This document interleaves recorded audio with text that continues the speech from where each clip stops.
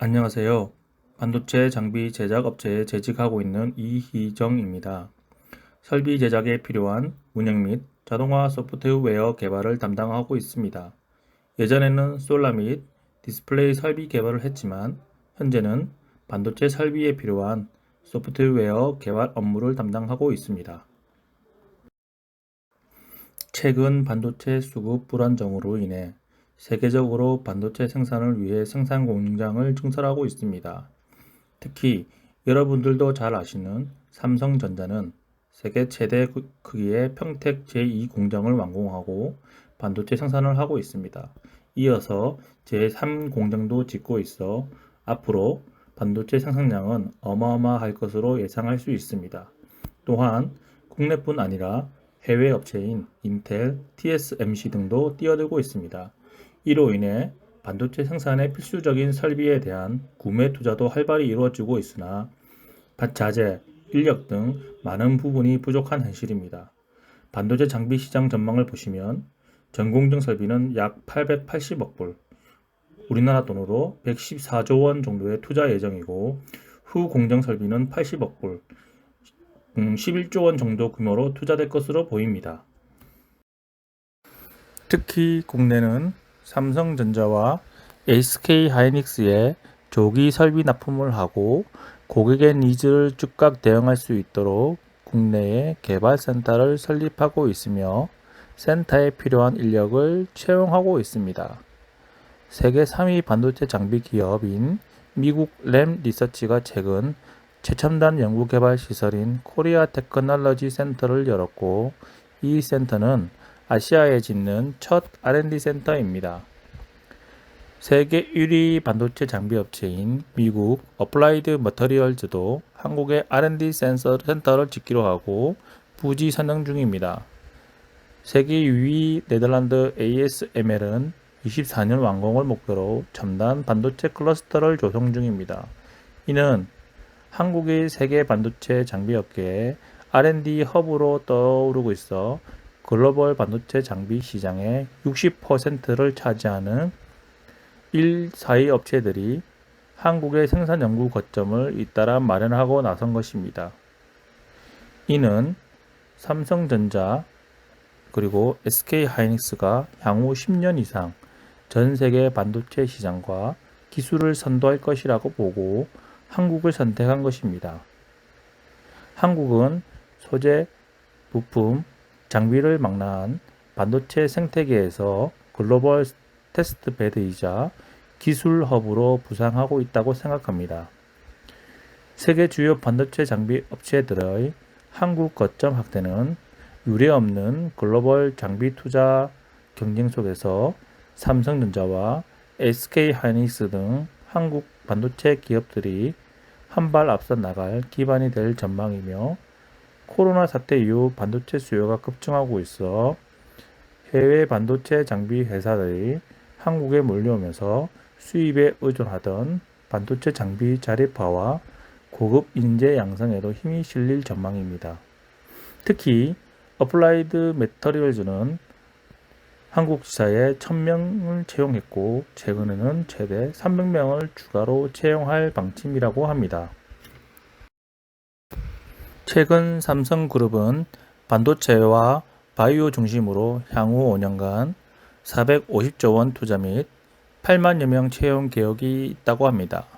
SK그룹도 반도체 등을 중심으로 향후 5년간 247조 원 투자 및 5만 명 채용 계획이 있습니다. 다만 반도체 기업들이 지방에 있고 공장 근무도 해야 되다 보니 원하는 만큼 인력 채용을 못하고 있는 실정입니다. 특히 반도체 관련 인력은 부족하여 원활한 연구 개발이 되지 않고 있는 상황입니다. 반도체 관련 학과 졸업생은 650여 명 수준이고 연간 부족 인력 1621명에 미치지 못하고 있습니다. 기업에서 가장 필요한 박사급은 150여 명에 불과하여 업체 간 인재 정탈전이 치열한 상황입니다. 신규 인력들이 대기업 위주로 입사 지원을 하고 있어 중소기업의 인력 부족은 심각한 상황입니다. 교육 신규 인력을 채용해도 6개월 이상의 실무 교육을 해야지만 현장 투입이 가능하다 보니 중소기업 재정상 오랜 기간 동안 교육을 하기가 어렵습니다. 또한 3년이 지나면 이직을 하는 경우가 많아 인력 부족 현상이 더욱 심화되고 있습니다. 최근 반도체 산업 분야별 부족 인력은 장비 분야가 1137명으로 약 5.8% 수준으로 보이고 다른 분야 대비 가장 크게 인력이 부족한 실정입니다. 특히 대기업 중심의 신규 인력 채용을 중소기업에도 할 수 있도록 대책 수립을 중소업체에서는 요구하고 있습니다.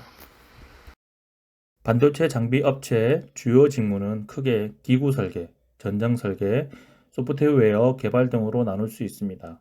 기구 설계는 설비 디자인을 제작하고 기능성, 내구성, 작동성, 생산성, 원가 등을 설계하는 업무를 담당합니다. 기구 설계 업무에 필요한 지식은 2D, 3D 툴을 사용법에 익숙해지게 연습하면 좋을 것 같고 2D 툴은 대표적으로 오토캐드, 3D 툴은 솔리드웍스, 인벤터 등이 있습니다. 이 부분은 각 업체별로 다르게 사용하고 있습니다. 전장 설계는 설비 운영에 필요한 전기 관련 시스템을 설계하는 업무를 담당합니다. 전기 장비는 누전 차단기, 케이블, 배선용 차단기 등이 있으며 이러한 제품을 활용하여 설계하는 업무입니다. 필요한 지식은 전기 장비와 회로 설계에 대해 공부하면 좋을 것 같습니다.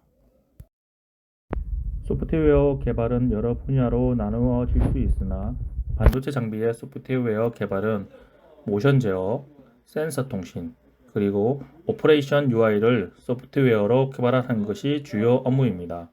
이에 필요한 지식은 C 언어, C# 등이 있으며 DB 운영과 컴퓨터 관련 지식도 있을 경우 많은 도움이 됩니다. 아직 여러분들은 시간이 많이 있습니다. 졸업 후 취업 혹은 진학을 목표로 공부를 하게 될 것인데 무조건 외국어 공부를 하셔야 합니다. 특히 영어, 중국어 공부를 할 경우 외국계 기업에도 취업할 수 있는 기회가 생길 수 있습니다. 삼성전자 기준으로 영어 회화 등급은 오픽 IELTS부터 등급 인정을 하고 있습니다. IEL 이상 등급이 없을 경우 등급 및 취득으로 보고 페널티를 부과하고 있어 어학 등급은 필수입니다. 해당 어학 등급을 얻기 위해서는 오픽 시험 관련 책자 및 온라인 강좌를 신청하시면 많은 도움이 될 것 같습니다. 인터넷에는 관련 내용들이 많이 있기 때문에 직접 검색 및 참조해 보시면 도움이 될 것 같습니다. 내가 원하는 직무에 대해 공부를 하고 한 가지 목표를 정해 집중적인 공부를 하면 좋을 것 같습니다. 취업하고자 하는 직무 관련해서 면접을 볼 경우 관련 면접관이 참석할 확률이 높기 때문에 용어 이해 및 의사소통이 가능해야지만 가산점을 받을 수 있습니다. 또한 거짓이 아닌 사실에 입각해서 설명하는 것이 중요합니다. 제가 소프트웨어 개발 업무를 담당하다 보니 전장이나 기구 쪽은 제가 설명을 좀 드리기 어려워서 제 직무 위주로 설명을 드리겠습니다. 제 경험상 프로그램 언어, 특히 C 언어, C# 등을 공부하시면 도움이 될 것 같습니다. 현재 반도체 장비 업종에서는 주로 C 언어를 많이 쓰고 있고 대다수의 업종으로 가더라도 파이썬 정도의 추가 프로그래밍을 공부하면 될 것 같습니다. 단순히 책으로만 공부할 경우 스킬업이 잘 되지 않을 수 있으니 프로젝트 기준으로 공부하시면 될 것 같습니다. 프로젝트는 채팅 프로그램, 영상 처리, 라이브러리 링크 등 관련 책자들이 많이 있기 때문에 그 해당 책자를 구입하셔서 공부할 경우 많은 도움이 될 것 같습니다.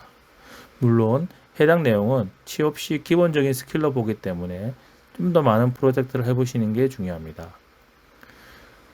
누군가의 도움 없이 혼자 소프트웨어를 공부할 경우 여러 종류의 책을 구입하여 익숙해질 때까지 반복적인 코딩 연습을 하고 단번에 고급 기술로 넘어가기보다는 기초를 튼튼히 한 후 단계적으로 레벨 향상이 중요합니다.